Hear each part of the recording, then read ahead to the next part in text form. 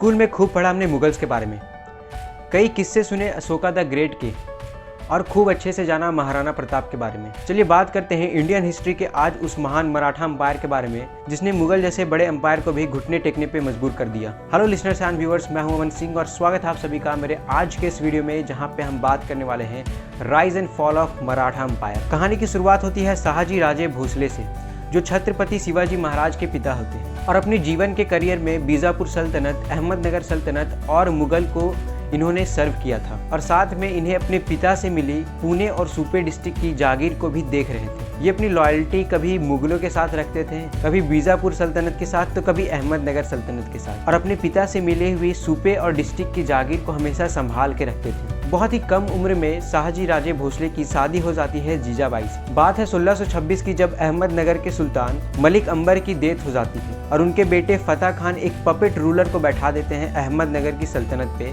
और हाथ मिला लेते हैं मुगलों के साथ जाकर के। और उस समय के मुगल एम्परर शाहजहां खुश हो जाते हैं फतेह खान से और पुणे और सुपे डिस्ट्रिक्ट की जागीर जो पहले शाहजी के पास थी वो दे देते हैं फतेह खान को। और इसी वजह से गुस्सा होकर शाहजी छोड़ देते हैं मुगल एम्परर की सर्विस को और बगावत कर देते हैं मुगल के खिलाफ बीजापुर के साथ मिलकर के। हालांकि मुगलों की बड़ी सेना के सामने शाहजी राजे भोसले डिफीट हो जाते हैं और एक मुगल बीजापुर ट्रीटी साइन होती है, जिसके तहत पुणे और सुपे डिस्ट्रिक्ट की जागीर वापस तो मिल जाती है शाहजी को, लेकिन उन्हें वहां रहने नहीं दिया जाता। वो जागीर तो कलेक्ट कर सकते थे, वहां के टैक्स को तो कलेक्ट कर सकते थे, लेकिन वो पुणे और सुपे डिस्ट्रिक्ट में नहीं रह सकते थे। इसी वजह से बीजापुर के सुल्तान उन्हें भेज देते हैं बैंगलोर, और बैंगलोर जाने से पहले शाहजी अपनी जागीर को अपनी पत्नी जीजाबाई और अपने बेटे शिवाजी महाराज को सौंप देते हैं। शिवाजी महाराज उसमें बहुत ही छोटे थे, एक बच्चे थे, इसलिए वहाँ की जागीर को वह कलेक्ट नहीं कर सकते थे। इसी वजह से पुणे और सुपे की जागीर को कलेक्ट कर रहे थे दादाजी कोंडादेव, और वो साथ में शिवाजी महाराज को युद्ध रणनीति की शिक्षा भी दे रहे थे। जब शिवाजी महाराज मात्र 16 साल की उम्र के थे, उन्होंने तोरना फोर्ट को कैप्चर कर लिया था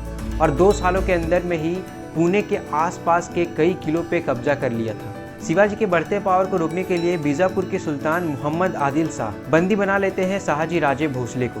ये करने से तो शिवाजी महाराज कुछ दिन तक तो शांत रहते हैं, लेकिन शाहजी के रिलीज होने के बाद शिवाजी फिर से कैप्चर करने लगते हैं पुणे के आसपास के किलों को। और फिर 1657 में शिवाजी महाराज को बंदी बनाने के लिए अफजल खान को भेजा जाता है मोहम्मद आदिल शाह के द्वारा। बीजापुरी सेना द्वारा पीछा किए जाने पर शिवाजी महाराज प्रतापगढ़ किले से पीछे हट जाते हैं। उनके कई सहयोगी उन्हें आत्मसमर्पण के लिए भी कहते हैं, लेकिन शिवाजी हार नहीं मानते, वह डटे रहते हैं। अफजल खान के पास भले ही बड़ी सेना थी, लेकिन वह अभी भी शिवाजी महाराज को पकड़ नहीं पा रहा था, और इसी वजह से शिवाजी के पास अफजल खान एक दूत भेजता है और उन्हें अकेले मिलने बुलाता है किले के बाहर बिना किसी हथियार के।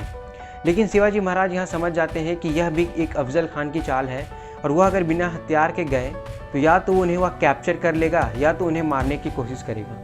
और इसी वजह से जब शिवाजी महाराज अफजल खान से मिलने जाते हैं तो वो अपनी कपड़ों में टाइगर क्लॉ, जिसे बाघ नाक कहा जाता है, उसे छिपा लेते हैं। और जैसा कि शिवाजी सोचे थे, अफजल खान अटैक करने की कोशिश करता है शिवाजी महाराज पे, लेकिन वह कामयाब नहीं होता और तुरंत शिवाजी टाइगर क्लॉ से हमला कर देते हैं अफजल खान के ऊपर और यहाँ अफजल खान की मृत्यु हो जाती है। और इसके तुरंत बाद शिवाजी महाराज सिग्नल देते हैं अपने छुपे हुए सैनिकों को बीजापुर पे हमला करने को। एक बड़ी इंटरेस्टिंग कहानी है यहाँ पे। जब शिवाजी महाराज अटैक कर देते हैं बीजापुर की सल्तनत पे, तो उनकी वाहवाही की चर्चा पुणे के साथ साथ दिल्ली तक पहुँच जाती है और औरंगजेब उस समय के जो मुगल एम्परर होते हैं उन्हें बुलाते हैं आगरा मिलने के लिए, और शिवाजी महाराज अपने बेटे संभाजी के साथ आगरा जाते हैं। औरंगजेब शिवाजी को कांधार सिटी भेजना चाहता था, कांधार जो कि भी अफगानिस्तान में है, लेकिन यहाँ शिवाजी महाराज को औरंगजेब ने बड़े ही लो ग्रेड नोबल के साथ खड़ा किया था, जिन्हें वह पहले ही युद्ध में हरा चुके थे। और इसी बात से गुस्सा होकर शिवाजी महाराज औरंगजेब के दरबार से निकल जाते हैं, लेकिन औरंगजेब शिवाजी को घर में ही नजरबंद कर देता है, घर में ही उन्हें गिरफ्तार कर देता है और कस्टडी राम सिंह को दे देता है। अब औरंगजेब के दरबार में ये बातें चल रही थी कि या तो शिवाजी को मार देना चाहिए या तो उन्हें वापस काम में बुलाना चाहिए। और जब यह बात शिवाजी को पता चलती है तो एक रणनीति के तहत वो खुद को सरेंडर कर देते हैं मुगलों को और बीमार होने का नाटक करने लगते हैं। बड़ी बड़ी टोकरियों में वो फल और मिठाइयाँ भेजने लगते हैं पंडितों के लिए, वो ऐसा प्रिटेंड करने लगते हैं जैसे अब उनका आखिरी समय आ चुका है। और एक दिन मौका मिलते ही शिवाजी और संभाजी उसी टोकरी में छिपकर वहां से निकल जाते हैं। और वहां से निकलने के तुरंत बाद शिवाजी महाराज अटैक कर लेते हैं मोहम्मद आदिल शाह पे और कैप्चर कर लेते हैं बीजापुर सल्तनत को। शिवाजी ने भले ही बहुत सारे किलों को जीता था, काफी मुद्राएं भी उन्होंने जीती थी और बहुत जमीनों को भी जीता था, लेकिन अभी भी उन्हें एक मुगल जमींदार या बीजापुरी जमींदार ही बुलाया जाता था। साल 1674 में शिवाजी महाराज का राज्याभिषेक होता है रायगढ़ किले में और उन्हें छत्रपति का टाइटल दिया जाता है। उसी समय से हम लोग शिवाजी महाराज को छत्रपति शिवाजी महाराज कहते हैं। शिवाजी अपने पूरे जीवन काल में गोलकोंडा सल्तनत, मुगल साम्राज्य, बीजापुर साम्राज्य और यूरोपियन कॉलोनियल पावर के साथ कभी गठबंधन तो कभी शत्रुता में लगे रहे। शिवाजी के सैन्य बल ने मराठा क्षेत्रों का विस्तार किया, कई किलों पे कब्जा किया और कई किलों का निर्माण भी किया। शिवाजी महाराज ने मराठा नौसेना का भी निर्माण किया